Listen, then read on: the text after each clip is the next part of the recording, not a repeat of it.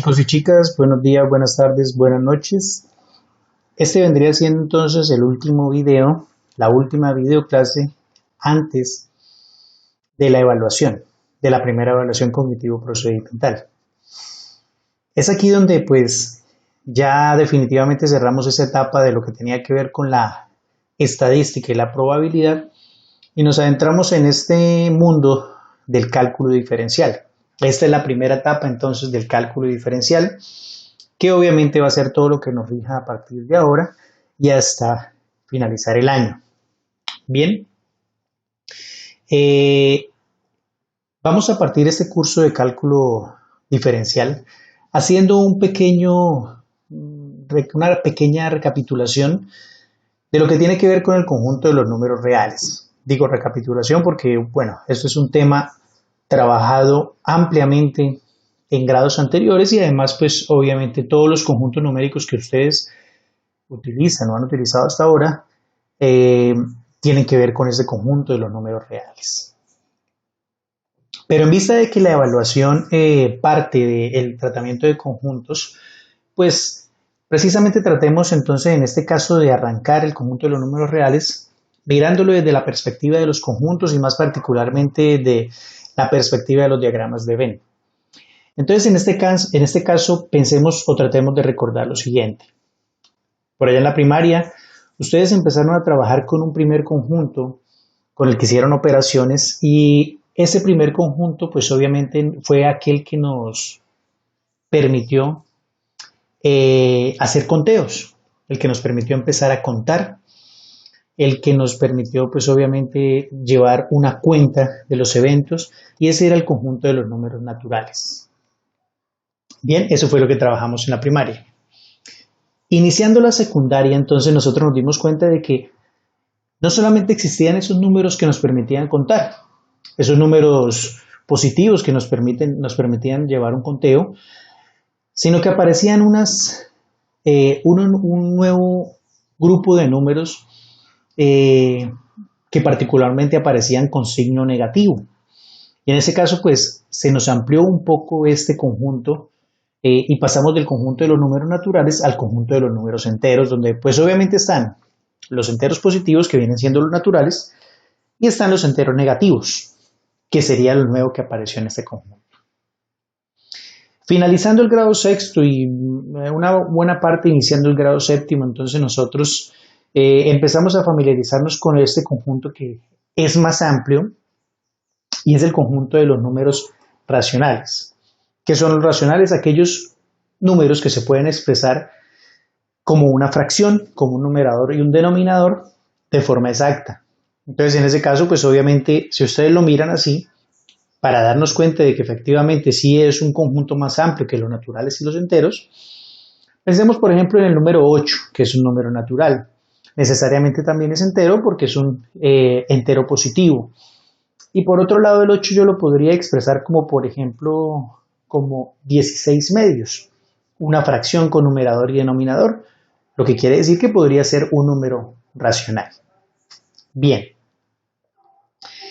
pero apareció un conjunto de números, un grupillo aparte que pues tenía poca razón y entonces quiso formar su grupo aparte y nos aparecieron por allá los números irracionales. Los números irracionales son aquellos números que, al contrario de los racionales, su nombre lo dice, no se pueden expresar como una fracción. Dentro de este conjunto pues van a estar, por ejemplo, el número pi, el número de Euler, las raíces cuadradas inexactas como raíz de 2, raíz de 3, raíz de 5, etc. Y todos los múltiplos de esos números. Ustedes utilizaron estos números, de hecho, mucho el año pasado en el grado décimo cuando trabajamos lo que tenía que ver con la graficación de funciones trigonométricas, porque de hecho las hacíamos a partir de múltiplos del número pi, que como ya dijimos es un número racional. ¿Por qué es irracional? Porque obviamente es un número que nunca se va a poder expresar como una fracción numerador-denominador de forma exacta. No obstante, todos estos pequeños conjuntos o subconjuntos forman parte de uno más grande que es el que nos compete en este momento a nosotros. Es el que abarca todos estos números y entonces aparece un conjunto más grande que es el conjunto de los números reales. Entonces los números reales pues necesariamente va a ser un conjunto que abarque tanto a los naturales como a los enteros, positivos y negativos, a los racionales y a los irracionales también. Prácticamente aquí es donde nosotros nos vamos a enfocar, es decir, nosotros vamos a trabajar solo con el conjunto de los números reales. Sin embargo, vamos a mencionar otros conjuntos que muy seguramente ustedes también conocen, porque los pudieron haber tratado en el grado noveno de matemática, y es también este conjunto un poco aparte que habla de los números imaginarios. Aquellos números que parten de una raíz de un número negativo, cosa que no podría estar en el conjunto de los reales.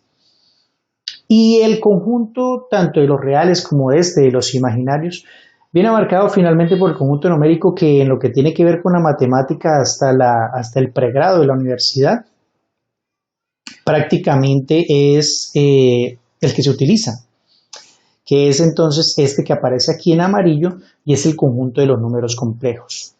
Solo para mencionarlo, un número complejo es aquel que está compuesto por una parte real y una parte imaginaria. Por eso obviamente es un conjunto entre comillas más amplio. Y digo entre comillas porque obviamente todos estos conjuntos, desde ese más pequeñito de los números naturales hasta el más grande, el de los complejos, son conjuntos infinitos. Simplemente esto es una simbología para, de hecho, partir de los conjuntos y terminar en ese conjunto más grande que es el conjunto de los números complejos, que sin embargo pues es solo una mención porque realmente nosotros nos vamos a concentrar en el conjunto de los números reales. Ese es el que nos va a servir. Entonces presten mucha atención a lo que voy a decir a continuación. Aquí abajo aparece tarea número 3, primera parte. Primero voy a explicar qué quiero decir con esto de primera parte. Quiero decir que aquí eso que va a aparecer aquí escrito abajo va a ser solamente la primera parte de la tarea. La parte 2 y la parte 3 van a estar en la guía o ya están en la guía. La tarea número 3 es una tarea voluntaria. Repito, voluntaria. Y va a sumar, al que la quiera hacer, al que la haga y la haga bien, va a sumar 5 décimas en la próxima evaluación o en la primera evaluación. Pero repito, es voluntaria y se tiene que hacer dentro de unos parámetros que ahorita diré, que si no se hace de esa manera, pues simplemente no se acepta porque no va a quitar nada dentro de la nota de la evaluación. Entonces, esta primera parte, ¿en qué consiste? Yo aquí les di un listado de números reales. Y este ejercicio consiste en que ustedes van a tomar cada uno de ellos y lo van a incluir dentro del conjunto, o subconjunto que consideren que deba ir. Pero vamos a hacerlo con una cláusula. Vamos a meterlo dentro del conjunto más, digamos, lo más pequeño posible. Tomemos el caso del 7. El 7 es un número natural. Este es un número natural, podría estar aquí. Pero es obvio que también podría estar en los enteros, también podría estar en los racionales, etc. Entonces vamos a tratar de meterlo en el conjunto más pequeño, es un número natural. Ya sabemos que todos son reales, solo los vamos a clasificar dentro de los mismos reales. Pero tomemos el caso ya en este caso, el 15. El 15 medios.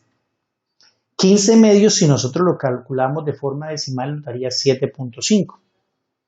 Lo que quiere decir que podría estar dentro de los racionales, pero no dentro de los enteros porque tiene parte decimal, ni tampoco de los naturales por lo mismo.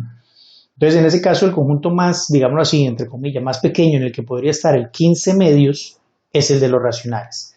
Y estaría ahí entre los racionales porque obviamente se pudo expresar como una fracción. Bien. Esa sería la primera parte de la tarea, clasificar estos números. Las otras dos partes, insisto, están ya determinadas en la guía. Bien, vamos a empezar entonces a trabajar. Ya mencionamos cuáles son entonces el conjunto con el que vamos a trabajar. Ahora vamos a ver en qué lo vamos a trabajar. Y lo primero que vamos a trabajar es en este tema de las desigualdades con números reales. Chicos y chicas, tengan en cuenta que lo que veamos en este video hasta el final es lo que entra, el tema que entra en la evaluación. ¿De acuerdo? Entonces, obviamente, ya queda claro que esto que estamos viendo, esto de desigualdades en los números reales, pues es un tema que se va a evaluar. Ténganlo en cuenta entonces para que obviamente preparen muy bien su evaluación. Ustedes de pronto están familiarizados hasta ahora con lo que es una igualdad. Bueno, partiendo del hecho de que desde el grado séptimo hemos venido trabajando con solución de igualdades, porque finalmente una ecuación es una igualdad. Se trabajó en séptimo despejando una variable, se trabajó en octavo con todo lo que tiene que ver con factorización. Y pues también están familiarizados con los símbolos que aparecen ahí. Pero ahora en este caso vamos a tratar de entender, bueno, cómo solucionamos aquello que ocurre cuando yo tengo una variable, tengo que determinarla, pero ya no está dentro de una igualdad, sino ahora dentro de una desigualdad. En otras palabras, cuando ahora ya no aparece aquí un igual, sino aparece en este caso, bueno, tomando como referencia la A, aparece un símbolo menor, o aparece un símbolo de mayor, o aparece un símbolo de menor igual o uno de mayor igual. ¿De acuerdo? Entonces, eso que donde ya no nos aparezca un símbolo igual, sino un símbolo de estos cuatro que acabo de mencionar, entonces ya dejamos de hablar nosotros de una igualdad y pasamos a hablar de una desigualdad. Y cuando a esa desigualdad nosotros le metemos una variable cuyo valor necesitamos determinar, pues ya no hablamos de una ecuación, sino que hablamos de una inecuación. Entonces, en ese caso, nosotros con lo que vamos a trabajar aquí esencialmente es con inecuaciones. Vamos a tratar de solucionar ahora las inecuaciones. ¿Bien? Y ustedes se podrán estar preguntando, bueno, pero si aquí aparece un igual y aquí aparece un igual, ¿no vendría siendo también una igualdad? Está bien, eso se podría poner en duda. Sin embargo, el hecho de que aparezca, además del signo igual, el signo en este caso menor y en este caso mayor, ya lo hace necesariamente una desigualdad. Una desigualdad que posiblemente podría incluir como parte de ella la igualdad, pero en últimas o universalmente vendría siendo una desigualdad, por lo que no aparece exclusivamente el igual.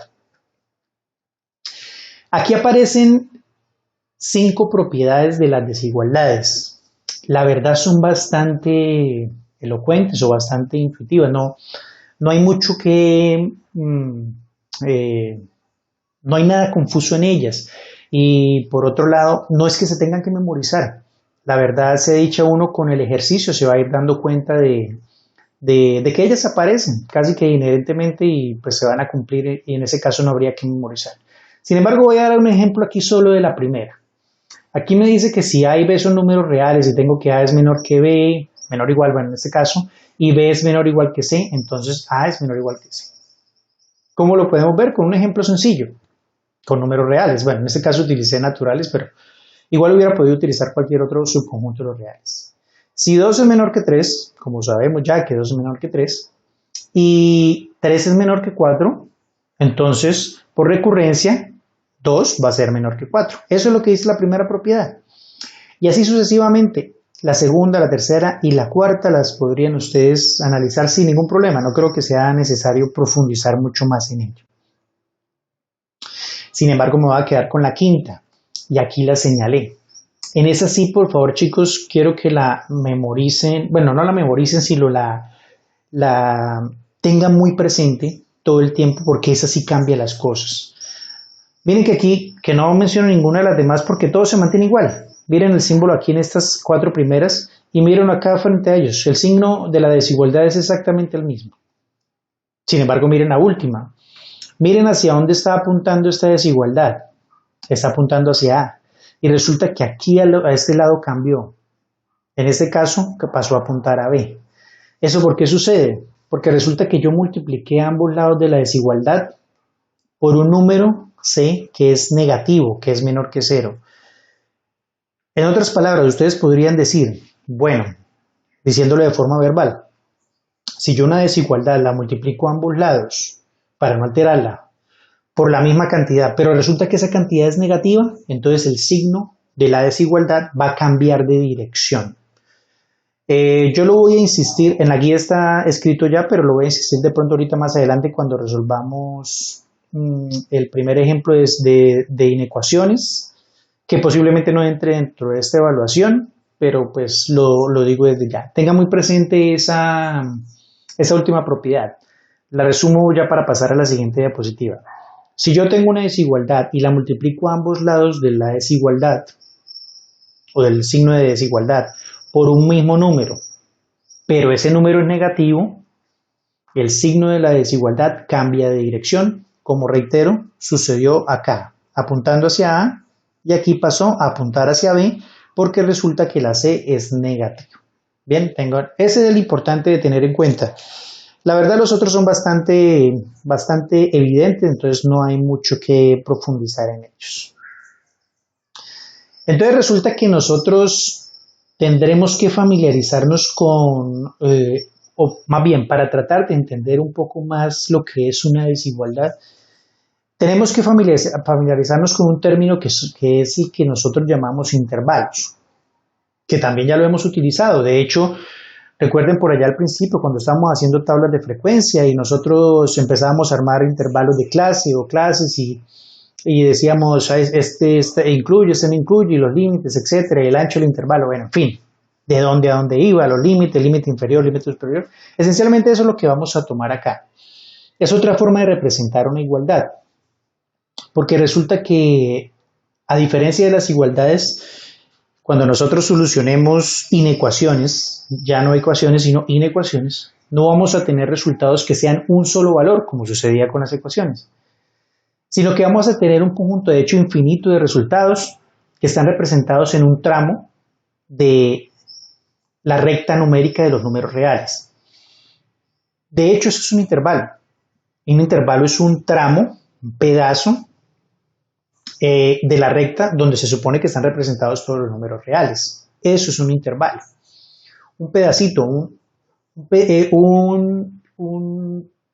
una fracción de la recta que puede ir de un punto fijo a otro, así como puede extenderse infinitamente en otra dirección o en ambas direcciones.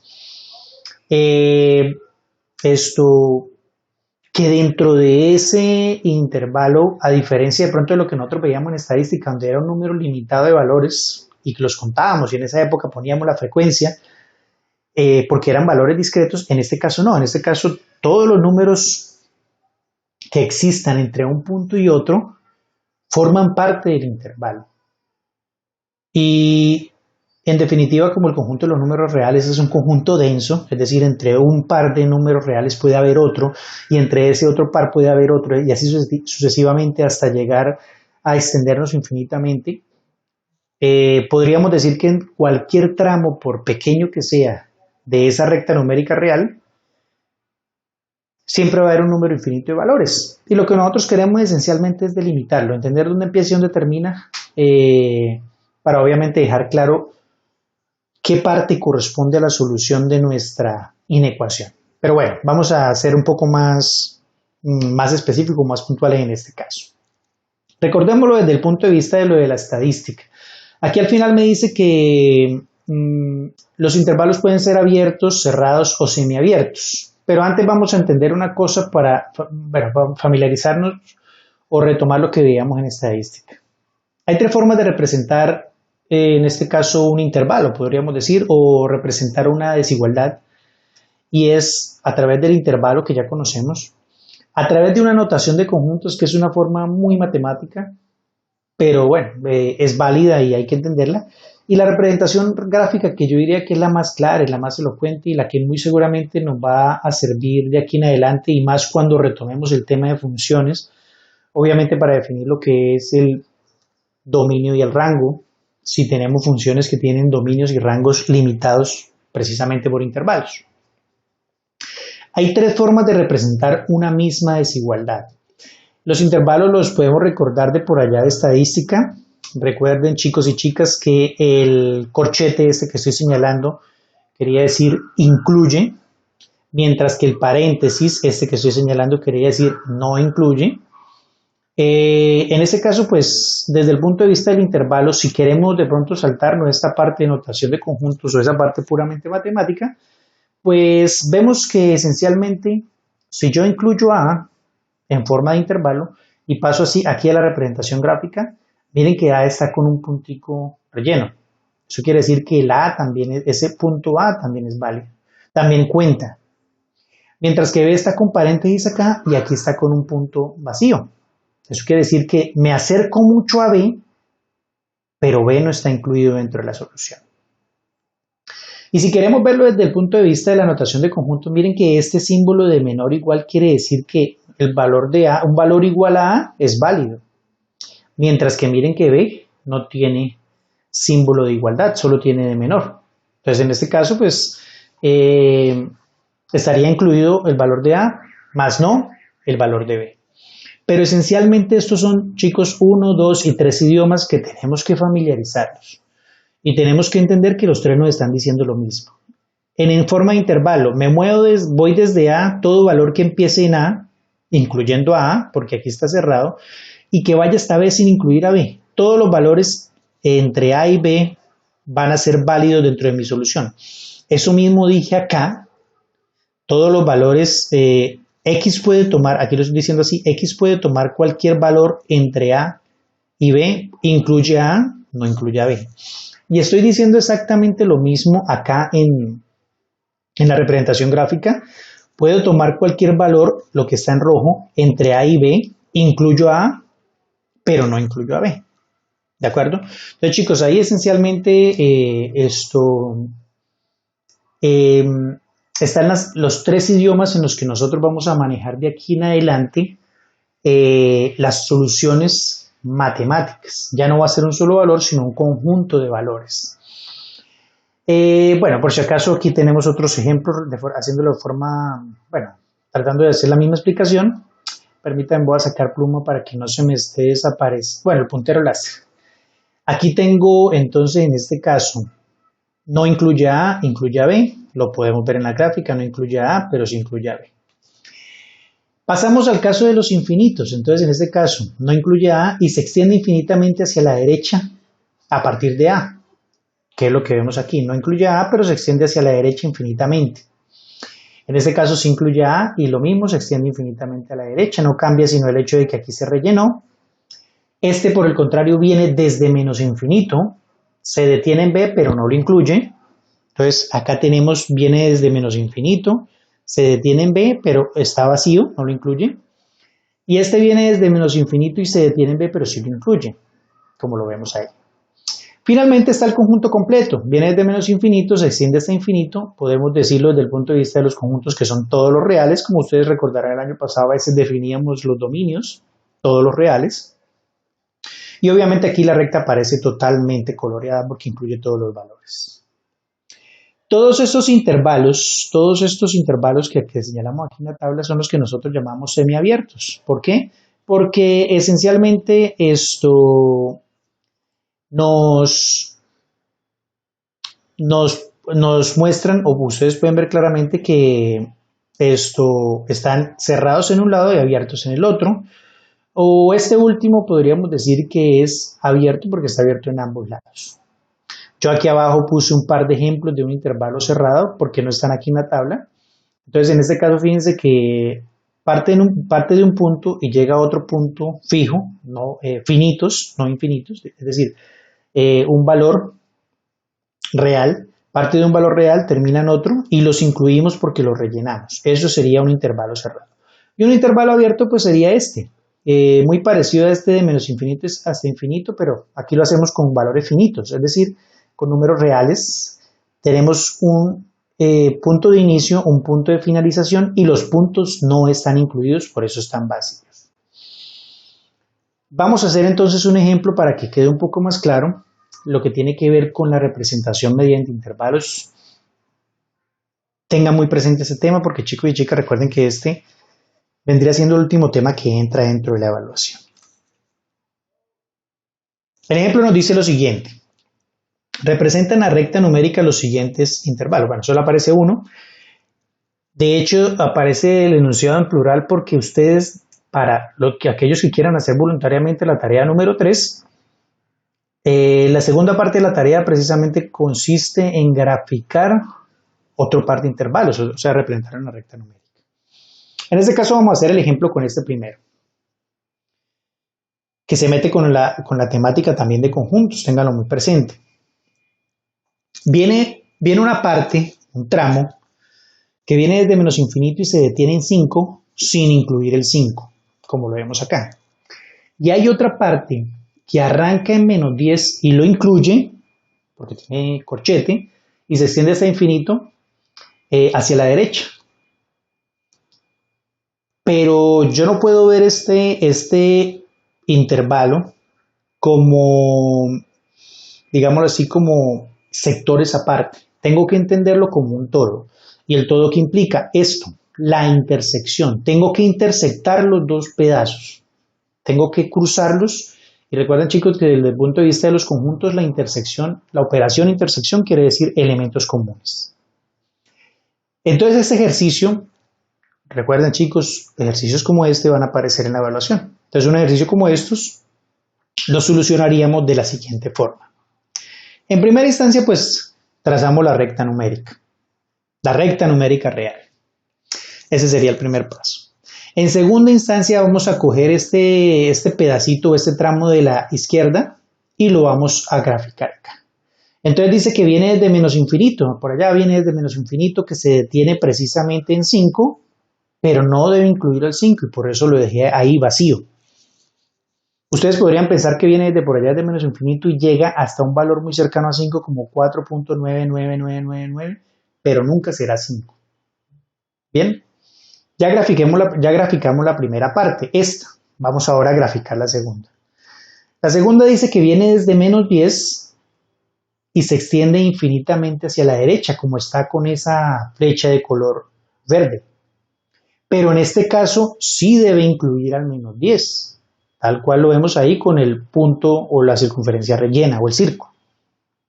Bien, ese sería el tramo de la derecha.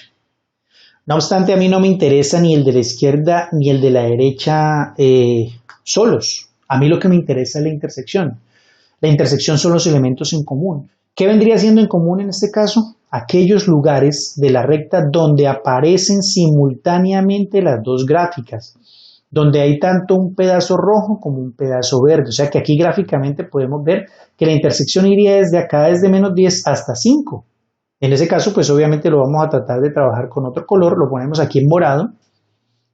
Únicamente ese sería la solución de mi intervalo, ya cuando se da la intersección. Incluimos el 10 porque como ustedes pueden ver, es válido, el 10 es válido en ese tramo, tanto en el tramo de color verde, tanto en el pedazo verde como en el rojo. Por eso lo podemos también incluir en la intersección. Mientras que aquí a la derecha no podemos incluir en este caso el 5 porque no está incluido en la roja, o sea, no existe para la roja, necesariamente tampoco podría ser un elemento común, en este caso de la intersección. Esa sería la forma de solucionar. Entonces, ¿cuál es la solución? Ese pedacito, que va desde menos 10, incluido el menos 10, corchete, hasta el 5, sin incluir el 5, paréntesis. Esa sería la solución o la representación gráfica de esa misma expresión que está escrita aquí arriba en forma de intervalo. Representación gráfica. Y vamos por último entonces a ver cómo quedaría esto mismo representado, pero ahora en notación de conjuntos. Vamos a decir lo mismo que está escrito aquí arriba en otro lenguaje o en otro idioma diferente. Aquí está en el lenguaje de intervalo, aquí está en el lenguaje gráfico, ahora lo vamos a ver en el lenguaje de notación de conjuntos. Y es este. ¿Qué nos quiere decir esto desde el punto de vista de notación de conjuntos? Que si yo tengo un valor de x que deba cumplir estas características que están aquí arriba, la x primero que todo debe ser real, pero va a moverse o va a tener valores que empiecen en menos 10, por eso aquí aparece el igual. X puede ser mayor o igual que menos 10, igual que sucede aquí en la gráfica, y menor que 5. Miren que aquí está el menor igual, porque el menos 10 está incluido, y aquí solamente aparece menor, porque el 5 no está incluido. Un número la X puede tomar un valor menor que 5, muy cercano incluso, 4.99999, pero nunca tomará el 5, mientras que aquí sí puede tomar el menos 10. ¿Qué tipo de ejercicios podrían llegar a aparecer en la evaluación? Pues uno como este. Yo les doy el intervalo, ustedes lo deben pasar a la gráfica y a la anotación de conjuntos. O se los puedo dar en forma gráfica y ustedes lo pasan a los otros dos. O lo puedo dar en notación de conjuntos y ustedes lo tendrían que pasar a los otros dos. O en definitiva simplemente lo digo de manera verbal. Así como lo estoy diciendo aquí con mi voz. Lo diría en este caso con palabras escritas. La X solo puede tomar valores que vayan desde menos 10, incluido el menos 10, hasta el 5 sin incluir el 5. También lo podría decir así, ustedes tendrían que ponerlo en los otros 3 idiomas, ¿de acuerdo? Bien, preste mucha atención a esto con lo que voy a cerrar entonces esta presentación. Voy a reiterar lo que dice la tarea número 3. Lo que habíamos mencionado inicialmente, la tarea número 3. Es voluntaria, el que no quiera hacerlo no lo va a afectar. El que sí la haga le va a sumar 5 décimas en la evaluación. Y vamos ahora a ver cómo se entregaría esa tercera tarea. Me hacen el favor, los que quieran entregarla, la deben entregar bajo esos parámetros, si no simplemente no se acepta y se califica la evaluación como tal. Un solo documento donde esté la tarea número 3 más la evaluación. ¿Cómo logran esto? Bueno, supongamos que, o imaginemos que se gastaron una hoja en la evaluación y una hoja en la tarea. Listo. Toman imagen de ambas o escanean ambas y las reducen a un solo documento que, como lo dice acá, tiene que ir en formato PDF. Recuerden que la evaluación yo se las acepto en formato PDF o en imagen. Pero en el caso de que ustedes quieran anexar la solución o la tarea número 3, tiene que ir exclusivamente en PDF porque recuerden que el pizarrón de tareas no acepta sino un solo documento. Y obviamente esto también ya está bastante repetido, tiene que hacerse vía pizarrón. No lo aceptamos por el correo. Eso con lo que tiene que ver con la tarea número 3. Lo que sí les queda entonces en este caso de compromiso para todos, no es entregable, es preparar muy bien la evaluación. Una sugerencia que yo les hago para preparar la evaluación. Cada quien obviamente tiene la libertad de preparar la evaluación como quiera y como le parezca mejor, pero yo aquí les hago una sugerencia de cómo debería prepararse para que obviamente yo pueda decir, para que yo en definitiva sí pueda decir verdaderamente estudié, verdaderamente preparé. Volver a ver las 3 videoclases, detenidamente, conscientemente, con concentración. Si me tengo que devolver, me devuelvo, repito el ejemplo varias veces, la guía a la mano, etc. Tomo mi guía, leo la parte que corresponde a lo que entra en esta evaluación. Bueno, recuerden que aquí entra parte de la guía número 5 del primer periodo. Y recuerden que aquí entra ya parte de la guía número 1 del segundo periodo, porque vamos a trabajar hasta intervalos. Y de hecho, los ejercicios del 16 al 30 de la guía ya se pueden hacer. Son de conjuntos y son de esto que vimos de intervalos y de números reales. Bueno, si ustedes quieren verdaderamente preparar muy bien la evaluación, pues tendrían que hacer esos ejercicios, esos 14 ejercicios. Bueno, esos 15 ejercicios. Yo voy a enviar un documento la próxima semana donde voy a dar las pautas de la evaluación, bueno, a dar todas las instrucciones del horario y todo eso. Les pido por favor también leerlo. Eso también forma parte de la preparación de la evaluación para que sepa cómo se va a evaluar y créame, es importantísimo que lo lean porque muchas cosas van a cambiar con respecto a bueno, no muchas, algunas cositas van a cambiar con respecto a las últimas evaluaciones del primer periodo. Por favor, hagan la lectura para que tengan una buena preparación de este ejercicio. Bueno, eso. Hasta aquí iría el tema. También en ese documento de pautas para la evaluación, chicos y chicas, yo voy a poner cuáles, así puntualmente, son los temas que entrarían. Hasta aquí entraría la evaluación, chicos y chicas. Muchas gracias por su visita, por su atención. Y que tengan un muy feliz resto de día.